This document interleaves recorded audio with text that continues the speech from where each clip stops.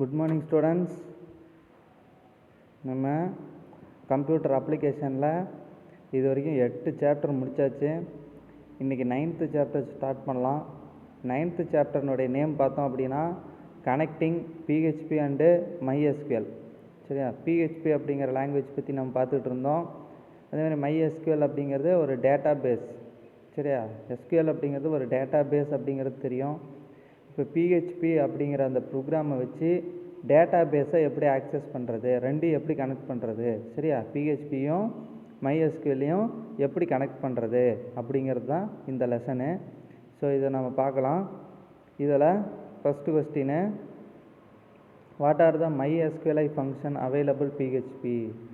So பிஹெச்பியில் என்னென்ன MySQLi function இருக்குது அப்படின்னு பார்த்தோம்னா, MySQLi connect function, MySQLi close function, MySQLi select database function, MySQLi affected rows function, MySQLi connect error function, MySQLi fetch association function. So இந்த மாதிரி மொத்தம் வந்து நமக்கு 6 ஃபங்க்ஷன் இருக்குது. சரிங்களா? சரி, அடுத்தது what is MySQLi function. MySQLi ஃபங்க்ஷன்னா என்ன அப்படின்னு பார்த்தோம்னா, MySQLi extension in PHP scripting language which gives access to the MySQLi database. MySQLi அப்படின்னா extension in PHP scripting language. So இந்த MySQLi அப்படிங்கிறது எதிலேருந்து எக்ஸ்டெண்ட் பண்ணாங்க அப்படின்னா பிஹெச்பியிலேருந்து தான் என்ன பண்ணியிருக்காங்க, எக்ஸ்டெண்ட் பண்ணியிருக்காங்க. MySQLi extension was introduced version 5.0.0. சரியா, இந்த MySQLi எக்ஸ்டென்ஷன் வந்து எந்த வெர்ஷனில் எக்ஸ்டெண்ட் பண்ணாங்க அப்படின்னா 5.0.0. இதுதான் வந்து MySQLனுடைய வெர்ஷன். சரிங்களா? சரி, அடுத்தது what are the types of MySQLi function available PHP.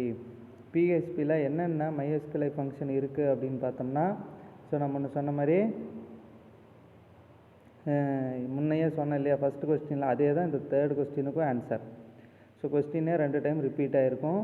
So மேலே என்ன சொன்னமோ அதே 6 point, MySQLi connect function, MySQLi close function, MySQLi selected database function, MySQLi affected rows function, MySQLi connect error function, MySQLi fetch association function. So இதே தான் வந்து அந்த 2 மார்க்குக்கும் answer.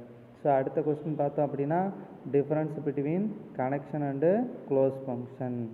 அதாவது கனெக்ஷன் ஃபங்க்ஷனுக்கும் க்ளோஸ் ஃபங்க்ஷனுக்கும் என்ன வித்தியாசம் அப்படின்னு பார்த்தோம்னா, கனெக்ஷன் ஃபங்க்ஷன் பாருங்கள், this function is used to connect the database server machine PHP scripting language. இந்த கனெக்ஷன் ஃபங்க்ஷன் யூஸ் பண்ணி என்ன பண்ணலான்னா, டேட்டா பேஸ் சர்வரை பிஹெச்பி லாங்குவேஜினோட என்ன பண்ணலாம், கனெக்ட் பண்ணலாம். ஸோ பிஹெச்பியும் டேட்டா பேஸையும் கனெக்ட் பண்ணுறதுக்கு தான் இந்த கனெக்ஷன் ஃபங்க்ஷன் யூஸ் ஆகுது.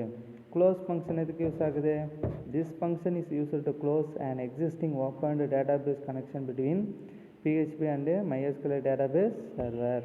ஸோ ஏற்கனவே டேட்டாபேஸையும் டேட்டாபேஸையும் பிஹெச்பியும் நம்ம கனெக்ட் பண்ணியிருந்தோம்னா அந்த கனெக்ஷனை க்ளோஸ் பண்ணுறதுக்கு இந்த க்ளோஸ் ஃபங்க்ஷன் யூஸ் பண்ணுறோம். ஸோ கனெக்ஷன் ஃபங்க்ஷன் வந்து பிஹெச்பியும் MySQLையும் கனெக்ட் பண்ணுறதுக்கு கனெக்ஷன் ஃபங்க்ஷன், பிஹெச்பியும் MySQL ஃபங்க்ஷனையும் க்ளோஸ் பண்ணுறதுக்கு க்ளோஸ் ஃபங்க்ஷன் யூஸ் பண்ணுறோம். அடுத்தது, this function requires 4 parameters to connect to database server. இந்த ஃபங்க்ஷனுக்கு வந்து கனெக்ஷன் ஃபங்க்ஷனுக்கு வந்து டேட்டாபேஸோட கனெக்ட் பண்ணுறதுக்கு நமக்கு 4 பேராமீட்டர்ஸ் தேவைப்படும். பேராமீட்டர்னால் வேரியபிள்னு அர்த்தம். ஸோ இந்த ஃபங்க்ஷனுக்கு வந்து டேட்டாபேஸையும் பிஹெச்பியையும் அந்த MySQL டேட்டாபேஸையும் கனெக்ட் பண்ணுறதுக்கு 4 பேராமீட்டர்ஸ் தேவைப்படும். க்ளோஸ் பண்ணுறதுக்கு பார்த்தோம்னா, this function requires only 1 parameter to connect to database server. So close பண்ணுறதுக்கு ஒரே ஒரு பேராமீட்டர் இருந்தால் போதும். ஸோ கனெக்ட் பண்ணுறதுக்கு பிஹெச்பியும் MySQLையும் கனெக்ட் பண்ணுறதுக்கு 4 பேராமீட்டர் வேணும். இதே வந்து பிஹெச்பியும் MySQLi ஃபங்க்ஷனையும் க்ளோஸ் பண்ணுறதுக்கு நமக்கு ஒரு பேராமீட்டர் இருந்தால் போதும். அடுத்தது, give few example of MySQLi's queries. So MySQL queriesக்கு எக்ஸாம்பிள் கொடுங்க அப்படின்னு சொல்லி கேட்டிருக்காங்க. அதுக்கு ஒரு 2 எக்ஸாம்பிள் கொடுத்துருக்கோம் பாரு. MySQLi query, டாலர் சிம்பிள் போட்டு கனெக்ஷன் கொடுத்துருக்காங்க இல்லையா, டாலர் சிம்பிள் வந்து அதுக்கு பேர் வேரியபிள் அப்படின்னு சொல்லுவோம். ஸோ டாலர் சிம்பிள் போட்டு connection comma select star from person. சரியா, இது ஒரு எக்ஸாம்பிள். சரியா, செலக்ட் ஸ்டார் ஃப்ரம் பர்சன். அடுத்தது MySQLi query டாலர் சிம்பிள் போட்டு அதே connection insert into persons name age values name comma 18. சரியா, அது எப்படி MySQLi query connection insert into persons, அதில் ப்ராக்கெட்டில் நேம் கமா ஏஜ், வேல்யூஸ் என்ன வரும், அதே நேம் கமா ஏஜுக்கு 18.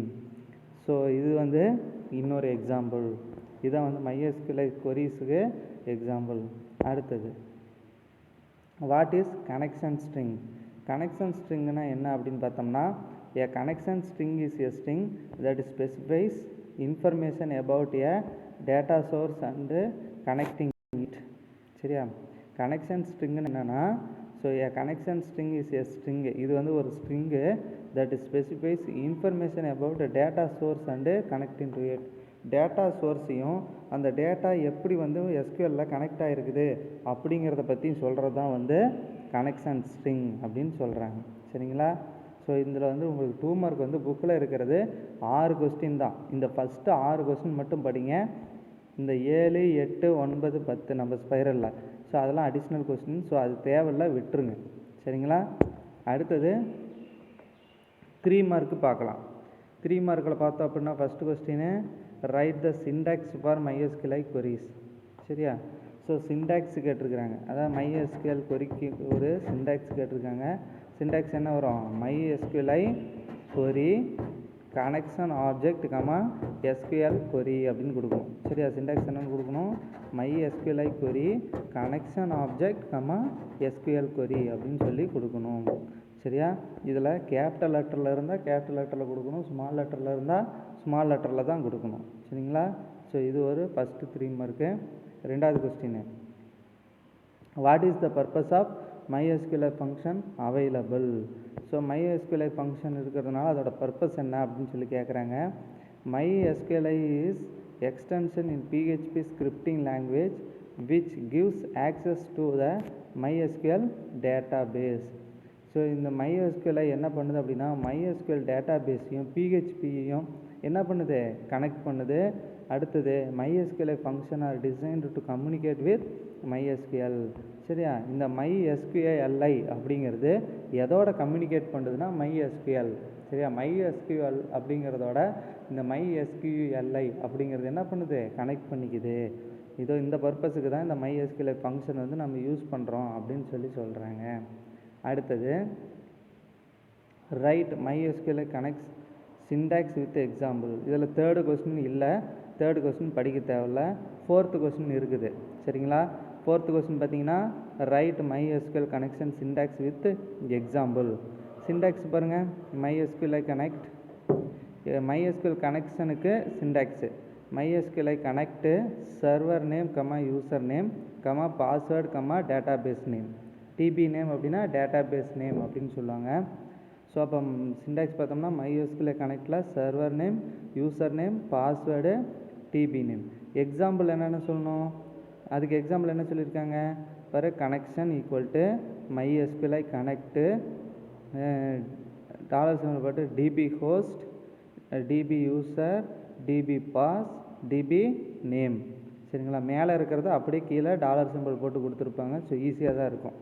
சரிங்களா, அவ்வளோதான் நமக்கு 3 மார்க்கு புக்கில் இருக்கிறது. மொத்தமே 3 கொஸ்டின் தான். ஃபஸ்ட்டு கொஸ்டின்னு, 2nd கொஸ்டின்னு, 4th கொஸ்டின். ஸோ 3 மார்க்கில் 3 மட்டும்தான்.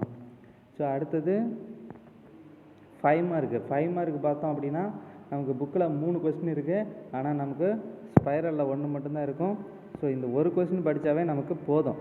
சரியா, இதுதான் வந்து முக்கியமான கொஸ்டின்னு. இந்த 5 மார்க் படிக்கிறீங்க, தயவு செஞ்சு படிச்சுக்கோ. சரிங்களா, ஸோ இப்போ இதில் பார்க்கலாம். இந்த 5 மார்க் மட்டும் discuss in detail about MySQL function with example. சரியா, MySQLல என்னென்ன ஃபங்க்ஷன் இருக்குது ஒவ்வொன்றுக்கும் எக்ஸாம்பிள் கொடுங்க அப்படின்னு சொல்லி கேட்குறாங்க.